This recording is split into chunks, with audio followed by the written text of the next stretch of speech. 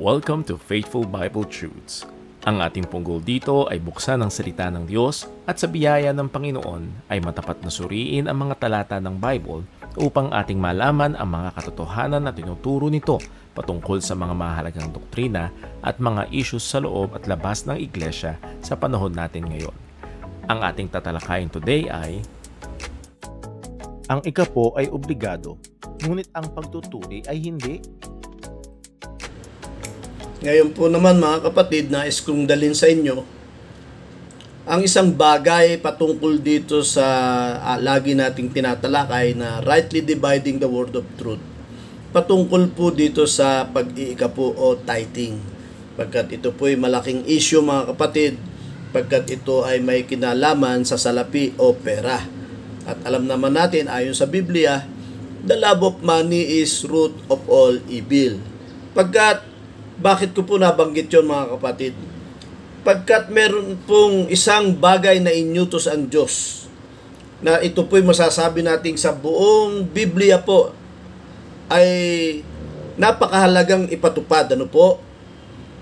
Ito po'y inyutos ng Diyos during the time of Abraham before the law. At ipinagpatuloy din po during Levitical priesthood kung kailan dumating ang kautusan. Ito po'y bahagi din ng kautusan na ipinagpapatuloy ng mga Israelites. Pero bakit po pinapractice naman ngayon ng mga kalalakihan? Malagay ko, alam nyo na ang tinutukoy ko mga kapatid. Pero hindi po obligatory. At yan po ay ang circumcision. Ano po? Sa aming pag-uusap ng isang pastor sa Bulacan, na Baptist pastor, ito po ang kanyang salita. Ano po? Yes, ako'y nagpatuli, pero hindi pagsunod sa utos ng Diyos. Ito'y salita ng isang Baptist pastor po sa Bulacan. So mga kapatid, sinabi ko po doon sa pastor na aking kausap, bakit po itong pagtutuli na isang napakahalaga, it is a covenant between God and His people. Ano po? Napakahalaga during the Old Testament, even during the time of Abraham, until the time ng mga Levitical, ng mga Hudyo, ng Israelites, at ngayon ho'y ginagawa rin naman natin, pero hindi ho inuobliga. Bakit po yung ikapo na inyutos during Levitical priesthood ay inuobliga?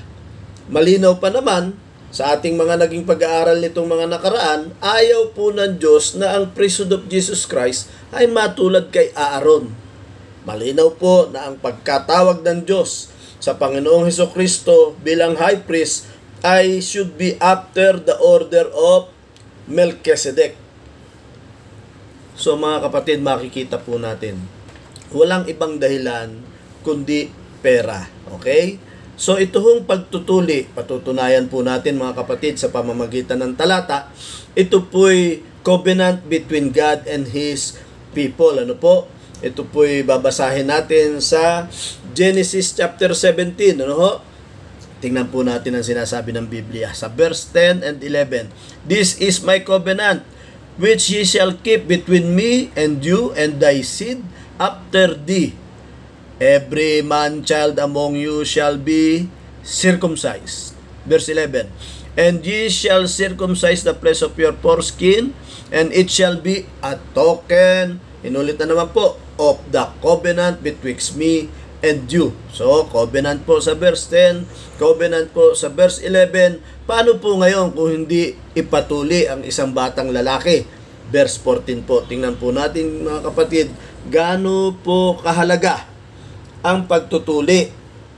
Verse 14. And the uncircumcised, ang hindi po tinuli, man-child, anak na lalaki, whose flesh of his foreskin is not circumcised, that soul, yung hindi tinuli, shall be cut off.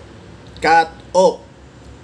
Ihihiwalay, itatakwil po from his people. So itatakwil po yan ng mga mananampalataya ng Diyos. Bakit? He hath broken my covenant. Mga kapatid, gaano po kaimportante ang circumcision. Pagkatapos po nang kami nag-uusap ng pastor na aking tinukoy, So umamin siya na hindi po siya sumunod sa utos, bagaman siya nagpatuli. So wala na ho siyang aatrasan, mga kapatid, wala na siyang iiwasan. Maliwanag po na napakahalaga ng utos. Pag hindi tuli, itatakwil. Hindi sa Diyos ang isang lalaking hindi tuli, pero hindi nila inuobliga sa panahon ngayon. Bakit po, mga kapatid? Bakit naman itong Malakay 3:10 na may kinalaman sa pera at ay nang higpit nilang ipinatutupad ngayon? Tunay po, mga kapatid, na love of money is root of all evil. Wala pong ibang issue ang tithing na ito. Tithing. Pero kung alam po natin yung rightly dividing the word of truth, ay hindi po tayo mapaglalakuan ng ating kaaway na demonyo. So mga kapatid, sana po lahat tayo maging aware ngayon na kahit to wala tayong kopya nito, maaari po take a picture, ipalagay nyo po sa inyong wallet para po kung meron tayong makausap na nagpupumilit ng maling aral ng obligatory tithing sa panahon ngayon, ay mayroon po tayong maisasagot sa kanila. Ito po ibinigay sa atin ng Diyos bilang pangsanggalang sa mga maling aral at mga daya ng demonyo, katulad po ng obligatory tithing na isinasaad sa Malakay 3:10. God bless po, mga kapatid.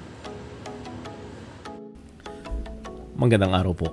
Kung kayo po ay may comments or questions regarding sa video na ito, we encourage you to leave it in the comment section. At kung sakali po na naging pagpapala ito sa inyo o aliman sa mga videos sa aming channel, please subscribe and share it to others. Nais po namin kayong encourage na magpatuloy sa pag-aaral ng salita ng Diyos, kaya't inaanyayahan po namin kayo sa mga live stream ng aming mga gawain dito sa Jesus Christ Baptist Church, Santa Maria, Bulacan. At nandito po ang mga schedules ng aming mga gawain. God bless po.